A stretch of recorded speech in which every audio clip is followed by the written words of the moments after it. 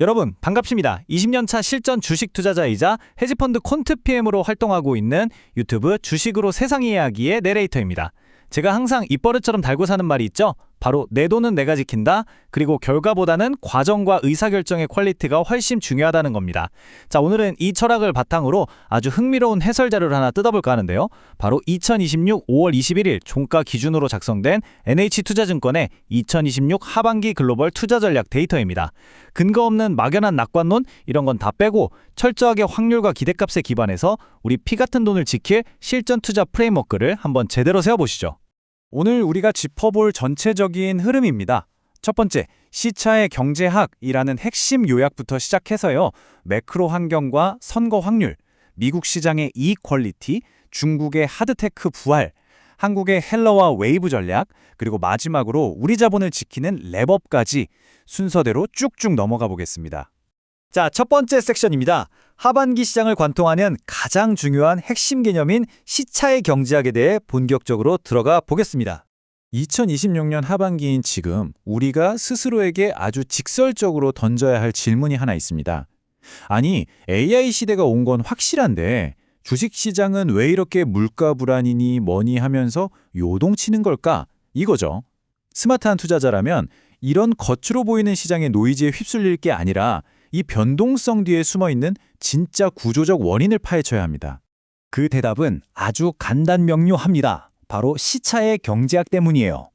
사실 저도 과거 닷컴 버블 때 기술 발전 속도에만 취해서 정작 그 기술을 받쳐줄 물리적 인프라가 깔리는데 걸리는 시차를 간과했다가 아주 뼈아픈 실수를 했던 기억이 나는데요. 시장이라는 게 참 얄미워서 항상 우리가 생각하는 것보다 훨씬 빠르거나 혹은 훨씬 느리게 움직입니다. 지금 시장도 딱 그 불균형, 즉 엄청난 시차를 겪고 있는 거죠. AI 소프트웨어를 쓰겠다는 수요는 이미 폭발했는데 그걸 돌리기 위한 전력망이나 데이터 센터 같은 물리적인 뼈대, 즉 인프라 공급이 한참 뒤처져 있는 겁니다. 배는 이미 바다로 나갔는데 조류는 뒤늦게 밀려오는 딱 그런 상황인 거죠. 이걸 역사적으로 보면 아주 재밌는 평행이론이 성립합니다. 1980년대 미국과 일본이 반도체 패권을 두고 정말 피 튀기게 싸웠잖아요. 그때 반도체는 단순한 부품이 아니라 글로벌 패권을 쥐기 위한 절대적인 전략 자원이었습니다. 2026년 지금은 어떨까요? AI와 반도체가 바로 그 절대 반지의 자리를 꿰찬 시대입니다. 온갖 지정학적 갈등이나 전쟁 리스크 속에서도 AI 밸류체인에 엮인 국가들이 왜 끄덕없이 강세를 유지하느냐? 이게 단순한 유행이나 테마가 아니라 글로벌 패권을 쥐기 위한 필수 불가결한 전략 자원을 쥐고 있기 때문인 겁니다. 자, 그럼 이제 시선을 좀 넓혀서 거시경제, 매크로 환경으로 넘어가 보겠습니다. 다가오는 선거와 인플레이션 확률에 대해 객관적으로 분석해 보죠. 올 하반기 최대 변수 중 하나인 미국 선거 시나리오를 확률적으로 한번 뜯어보겠습니다. 여기서 분명히 할 건 우리는 특정 정치적 입장을 옹호하는 게 아닙니다. 철저히 기대값이라는 숫자만 놓고 보는 건데요. 과거 데이터를 쭉 돌려보면 주식시장이 가장 환호하는 결과는 의외로 분점 정부입니다. 그러니까 상원은 공화당이, 하원은 민주당이 가져가는 식으로 권력이 갈라지는 형태 말이죠. 왜 그럴까요? 권력이 쪼개지면 한쪽이 극단적인 법안을 통과시키거나 정책이 갑자기 휙휙 바뀔 가능성이 뚝 떨어지거든요. 시장 입장에서는 가장 껄끄러운 정책 리스크 프리미엄이 줄어드니까 기대값 측면에서 가장 긍정적인 시나리오가 되는 겁니다. 이런 거시적인 안정을 바탕으로 NH투자증권이 내놓은 2026년 하반기 S&P 500의 기본 타겟 수치가 바로 8,500포인트입니다. 엄청난 숫자 같죠? 하지만 미국의 명목 경제 성장세가 아주 탄탄하게 이어지고 있고 우리를 짓눌렀던 고금리 부담이 서서히 풀리면서 결국 기업들의 진짜 펀더멘탈이 지수를 끌어올릴 거라는 아주 냉정하고 정량적인 분석의 결과입니다. 다음은 세 번째 섹션입니다.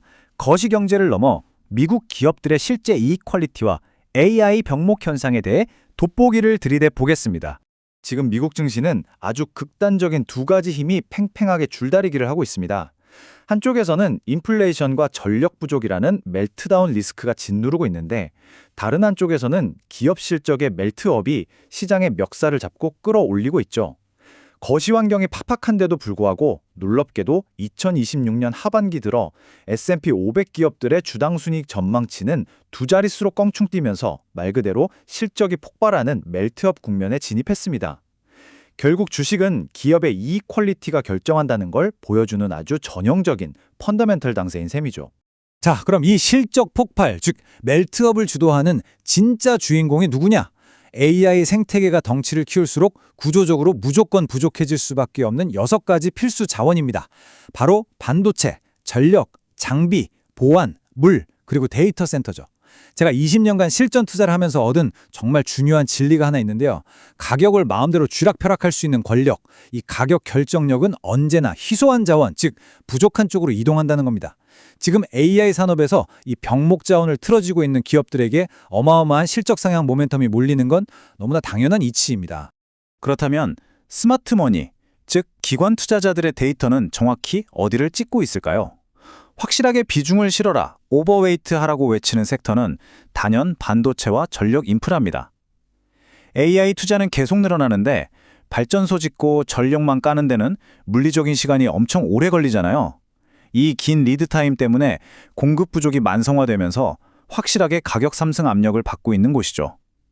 우리는 오르겠지 하는 막연한 기도가 아니라 이렇게 이익에 뻔한 가시성이 확보된 곳에만 확률 베팅을 해야 합니다. 네 번째 섹션, 이번엔 바다를 건너 중국으로 가보겠습니다.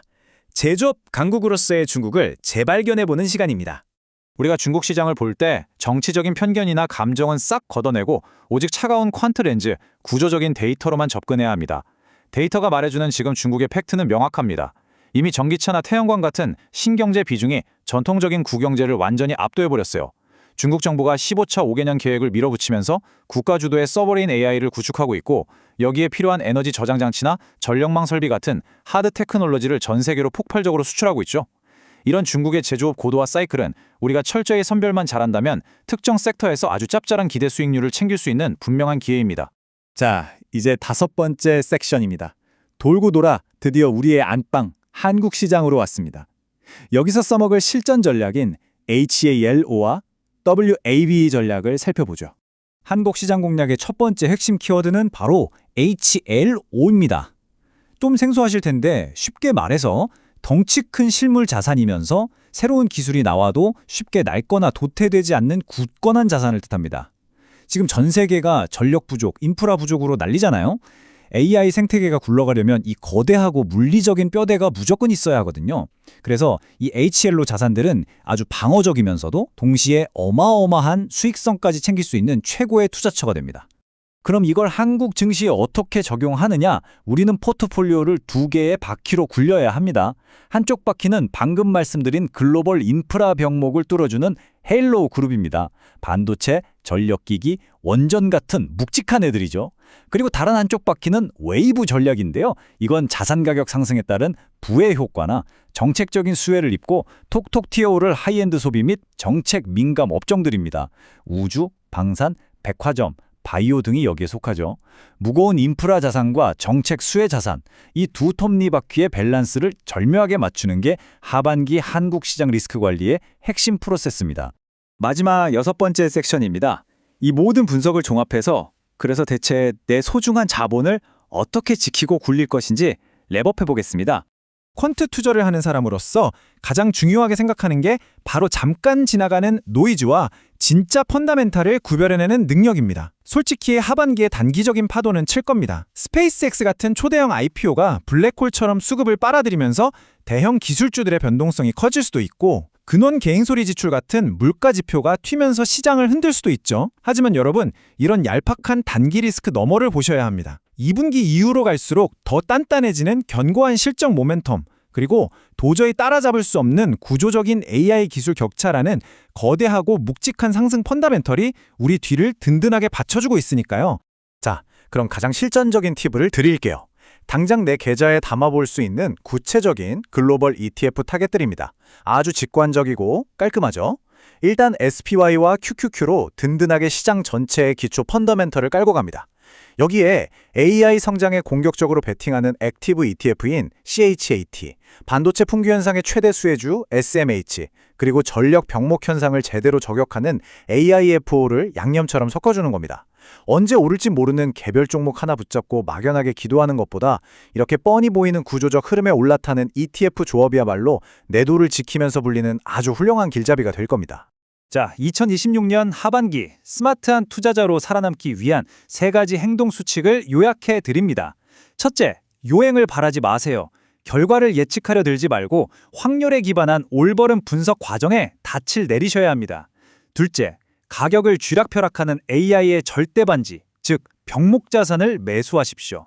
셋째, 물가나 선거 때문에 시장이 출렁거릴 때 쫄아서 도망가지 마시고 오히려 그 매크로 변동성을 퀄리티 높은 자산을 박앤세일 가격에 주워 담는 기막힌 진입 타이밍으로 역이용하시기 바랍니다. 이제 정말 마지막으로 여러분의 내리에 콱 박아두셔야 할 문장 하나를 던져드리겠습니다. 시장은 늘 우리가 예상하는 것보다 훨씬 빠르거나 혹은 훨씬 느립니다. 그리고 지금 이 순간 거기에는 거대한 구조적 시차가 존재합니다.